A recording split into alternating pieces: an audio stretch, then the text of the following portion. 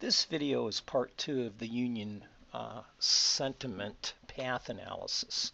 And what I would like to do is discuss the important parts of the lisseral output that we want to pay attention to. But before I do that, I need to talk to you a little bit about the structure of this path analysis. The variables age and years, they're in gray boxes and they're considered independent variables. And that's because they have paths that lead to dependent variables. The variables in blue, deference, support, and sentiment, are latent dependent variables.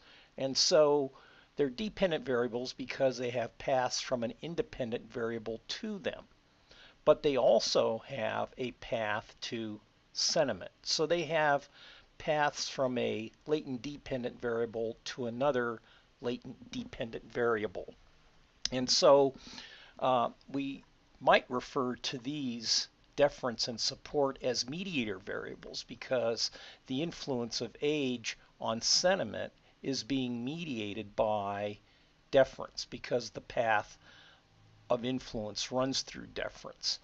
And the influence of age on sentiment is also being mediated by support because the path from age to sentiment runs through support.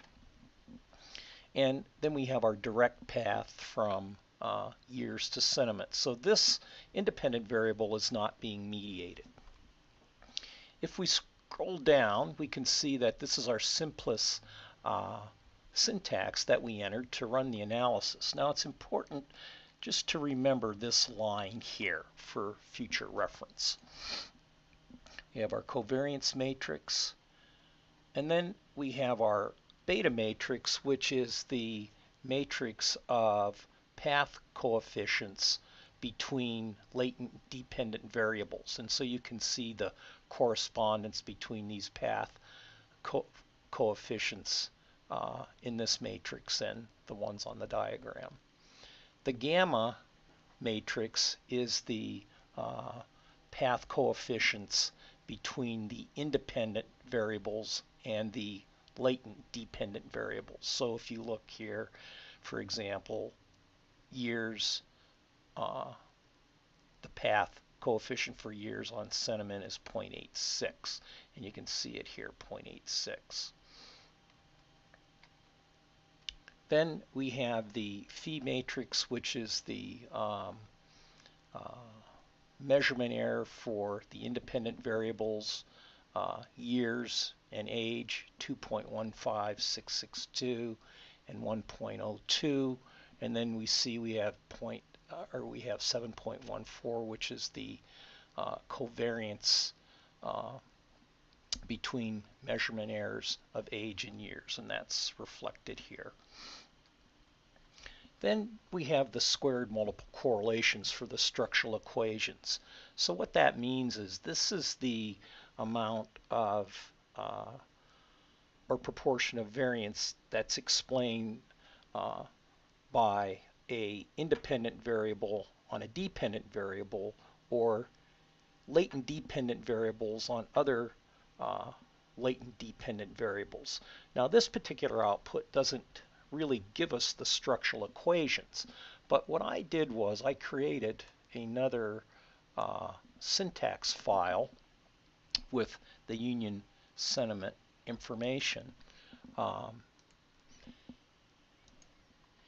And what I'm going to do is I'm going to take this line out, and so the lisseral output line, EF out, and then I'm going to run the analysis. And so now for my output, it's similar, but it's a little bit different than the output using the lisseral output EF line, in that I have my structural equations that are given to me. So the influence of age on deference and that path coefficient is the first structural equation. And so the influence of age on deference, or age is explaining about 11% of the variability in deference. And then you can see for support, there's a path um, from deference to support, that path here, negative 0.28, and from age to support, which is rounded off 0.06. So the influence of age on support and age moving through deference on support is about 23%. And then this final structural equation is the relationship between the latent dependent variables. So deference, that path, support, and years on sentiment, which is explaining about 39% of sentiment. Now, I'm going to close this output down and go back to the other output that we originally started with. The reason is because I ask for the literal output with the EF command so I could get the total and the indirect effects. What these tell us is the direct effects of the independent variables on the dependent variables. So the direct effect of age on deference is negative 0.09. And you can see that here rounded off, it's negative 0.09. The direct effect of years on sentiment is 0.86. But this total effect of support, of age on support, really that's not shown in the path because we have to take into account the paths from age to deference, deference to support, and then this path. So what we have to do is multiply this path by this path and add it to this path. And if we do that, we'll get this value here, 0.083.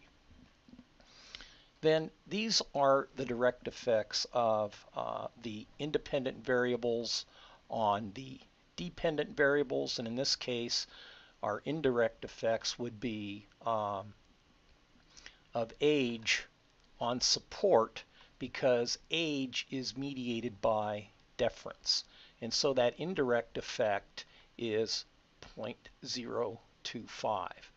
And again, then we have the indirect effect of age on sentiment, and so this would be calculated by multiplying this path by this path, and then multiplying this path by this path, and then adding those two values together, and you would get this indirect effect.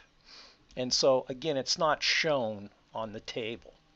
And of course, these are the total effects. And again, we have to hand calculate some of these total effects because of the mediation between age and sentiment with the mediator variables deference and support. So again, if we want to be able to get the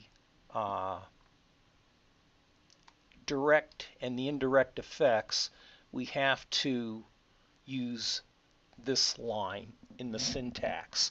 If we want the structural equations that show us the R square for the relationship between the independent and dependent variables and the relationship between the dependent variables and the primary dependent variable, then we need to take this out, this line out, so that we can then be able to obtain those structural equations. I hope this has helped. I'm sure you'll have more questions, and we'll be discussing how to decompose these coefficients between the independent and dependent variables in class.